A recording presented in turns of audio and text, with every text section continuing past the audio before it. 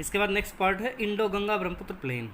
चलिए जानते हैं इस मैदान का निर्माण है किस प्रक्रिया से, किस प्रकार से हो रहा है। The third geological division of India, तीसरा जो विभाजन है किसका, भारत का। कौन सा विभाजन, भूवैज्ञानिक विभाजन। कंपेराइजेस द प्लेन्स, वो किससे बना है, मैदान से। फॉर्म्ड बाय द रिवर्स, और वो मैदान कौन सी नदियाँ बना रही हैं, Indus, the Ganga and the Brahmaputra, यानी कि जो सिंधु नदी है, गंगा नदी है और ब्रह्मपुत्र नदी है, वो मिलकर क्या कर रही हैं, इस मैदान का, कौन से मैदान का, इंडो गंगा ब्रह्मपुत्र मैदान का निर्माण कर रही हैं। Originally it was a geosynclinal depression which attained its maximum development. अब इसकी निर्माण प्रक्रिया के बारे में बताया जा रहा है। During the third phase of Himalayan mountains formations approximately about 64 million years ago. इसमें बताया है कि मूल रूप से एक भू अभिनति क्या है, जियोसिंक्लिनल डिप्रेशन है, गड्ढा है, जिसका निर्माण मूल रूप से हिमालय पर्वतमाला निर्माण प्रक्रिया की थर्ड स्टेज के अंदर, यानी कि तीसरी अवस्था के अंदर हुआ है। लगभग कब, 6.4 करोड़ वर्ष पहले हुआ था। सिंस देन, तब से ही it has been gradually filled by the sediments, इस मैदान को भरा जा रहा है किसके जरिए, सेडिमेंट्स के जरिए, यानी कि जलोढ़ के जरिए, अवसाद के जरिए। Brought by the Himalayan and peninsular reverse, जो कौन लेके आती हैं उस अवसाद को, जो हिमालयन रिवर हैं या पेनिनसुलर रिवर्स हैं वो। Average depth of alluvial deposits in these plains ranges from 1000 to 2000 metre. जो एवरेज डेप्थ है, गहराई है किसकी, इस एलुवियल डिपॉजिट की, इन मैदानों के अंदर, उसके अंदर विविधता देखने को मिली, जो कितनी, 1000 से 2000 मीटर है। It is evident from the above discussion, ऊपर के इस वर्णन से पता लगता है, that there are significant variation, कि क्या है, महत्वपूर्ण विविधता है, among the different regions of India, भारत के जो विभिन्न क्षेत्र हैं उनके अंदर, in terms of their geological structure, उनकी जो भूवैज्ञानिक जो संरचना है उसके आधार पर क्या है कि डिफरेंस देखने को मिलता है इंडिया के डिफरेंट रीजन के अंदर। Which has far reaching impact upon other related aspect, इसके विषय में क्या बताया गया है, इस प्रकार की जो प्रक्रियाएं हैं या इसके कारण दूसरे जो पक्ष हैं, जैसे आगे बताया गया है, variations the physiography and reliefs are important among these, यानी कि जो फिजियोग्राफी के अंदर या फिर रिलीफ के अंदर, उसकी भूआकृति के अंदर और उसके धरातल के ऊपर दूरगामी प्रभाव देखने को मिले हैं। आगे देखिए क्या बताया, the relief and physiography of India has been greatly influenced by the geological and geomorphological processes active in the Indian subcontinent. अब भारतीय उपमहाद्वीप के विषय में बताया है कि जो भूवैज्ञानिक और जो भू आकृतिक प्रक्रियाएं थी, इन भूवैज्ञानिक और भू आकृतिक प्रक्रियाओं का यहाँ की भू आकृति एवं उच्चावच पर, जियोमॉर्फोलॉजिकल प्रोसेस ने क्या किया, इसके उच्चावच पर और इसकी भू आकृति पर क्या किया है, active in the Indian continent, जो एक्टिव है कहाँ, इंडियन सब कॉन्टिनेंट के अंदर, उसने क्या किया है, ग्रेटली इन्फ्लुएंस किया है, प्रभाव डाला है। किसने, एक बार फिर से देखिए इस पैराग्राफ को, कि भारतीय उपमहाद्वीप में जो भूवैज्ञानिक और जो भू आकृतिक जो प्रोसेसेस हैं, उनका यहाँ की जो भू आकृति है उसके ऊपर एवं जो जियोमॉर्फोलॉजिकल के अलावा जो रिलीफ है यानी कि उच्चावच है, उसके ऊपर महत्वपूर्ण प्रभाव पाया जाता है। चलिए अब नेक्स्ट पैराग्राफ लेते हैं, फिजियोग्राफी, भू आकृति, इसके विषय में और जान लेते हैं।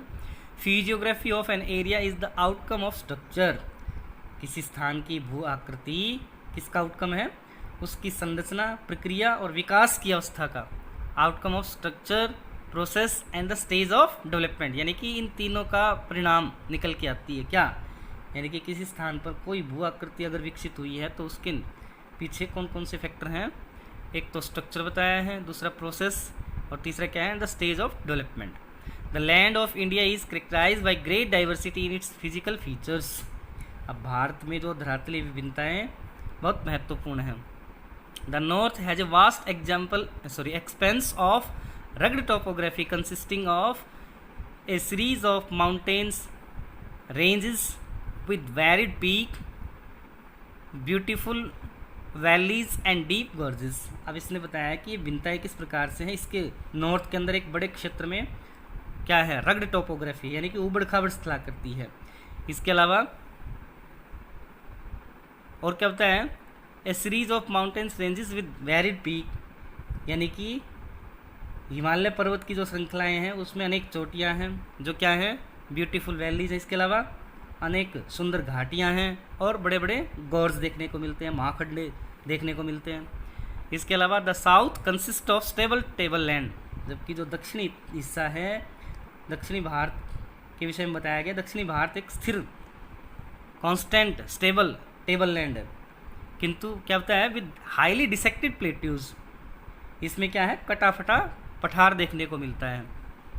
डेन्यूडेड rocks and developed series of scarps, इसके अलावा क्या होता है यहाँ अपर्दित चट्टाने हैं, कटी हुई चट्टाने हैं, खंड हैं और स्क्रैप्स पाए जाते हैं, यानी कि कगार पाए जाते हैं, यहाँ इनकी भरमार है। In between these two lies the vast north Indian plains, और इन दोनों के बीच क्या पाया गया है, उत्तर भारत का विशाल मैदान पाया जाता है।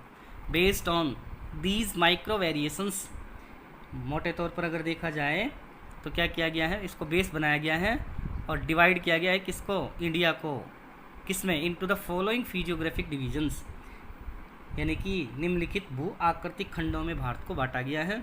कौन कौन से वो, number 1 the northern and north eastern mountains, second the northern plains, third the peninsular plateau, fourth the Indian desert, fifth the coastal plains और सिक्स्थ कौन सा है, द आइलैंड्स।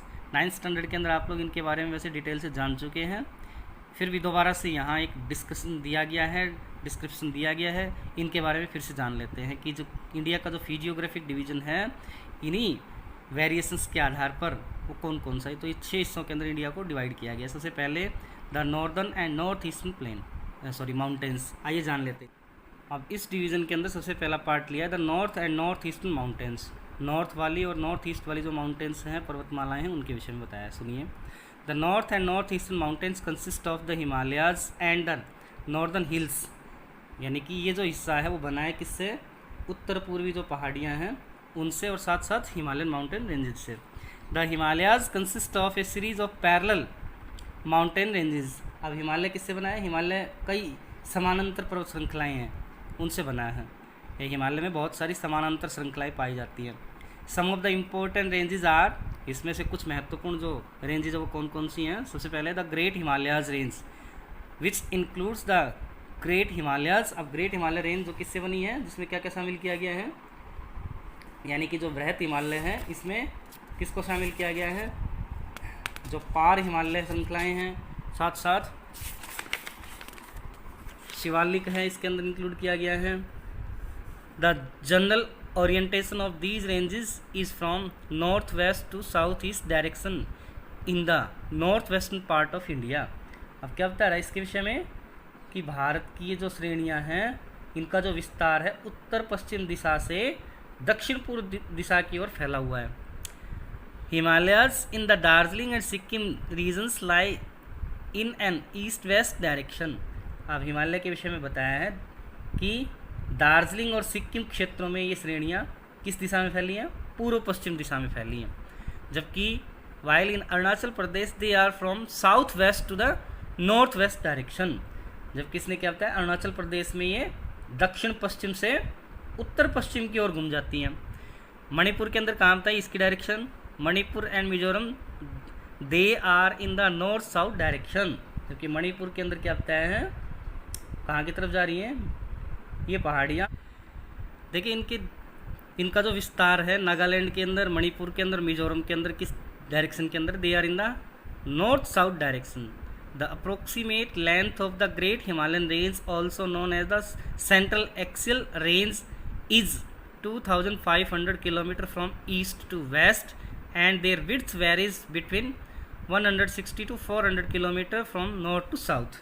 अब इनके विषय में बताया है कि ये जो वृहत हिमालय श्रृंखला है जिसको क्या कहा गया है, केंद्रीय अक्षीय श्रेणी भी कहा गया है, सेंट्रल एक्सियल रेंज भी कहा गया है। इसके विषय में क्या बताया गया है कि पूर्व पश्चिम इसकी जो लंबाई है लगभग कितनी है, पूर्व पश्चिम के अंदर 2500 किलोमीटर, जबकि उत्तर से दक्षिण इसकी चौड़ाई कितनी बताई है, 160 से 400 किलोमीटर। अब आगे देखिए क्या बताया है, it is also evident from the map, मानचित्र देखने के बाद हमें ये पता लगता है that the Himalayas stand almost like a strong and long wall between the Indian subcontinent and the central and east Asian countries, यानी कि कुछ कंट्री हैं इनके बीच में भारत क्या बना हुआ है, एक वॉल के रूप में, लंबी दीवार के रूप में खड़ा हुआ है। मानचित्र देखने से पता लगता है कि हिमालय क्या है, भारतीय उपमहाद्वीप तथा मध्य एवं पूर्वी एशिया के देशों के बीच एक मजबूत लंबी दीवार के रूप में खड़ा है। आइए आगे देखते हैं। Himalayas are not only the physical barriers, Himalaya क्या है, केवल एक फिजिकल बैरियर, रुकावट के रूप में काम नहीं कर रहा, इसके अलावा एक रोधक ही नहीं है, इसके अलावा क्या होता है, दे आर ऑल्सो एक climatic drainage and cultural divide, ये क्या कर रहा है, जलवायु अपवाह और सांस्कृतिक विभाजक भी बना हुआ है, यानी कि इसके आधार पर जलवायु को भी डिवाइड किया गया है, इसके साथ साथ उसके ड्रेनेज सिस्टम को भी, और जो कल्चरल जो डाइवर्सिटी है वो भी देखने को मिलती है। Can you identify the impact of Himalayas on the Jio environment of the country of south Asia, क्या आप दक्षिणी एशिया के देशों के भू पर्यावरण पर हिमालय का पड़ने वाला प्रभाव बता सकते हैं, हिमालय से क्या प्रभाव पड़ता है उन पर।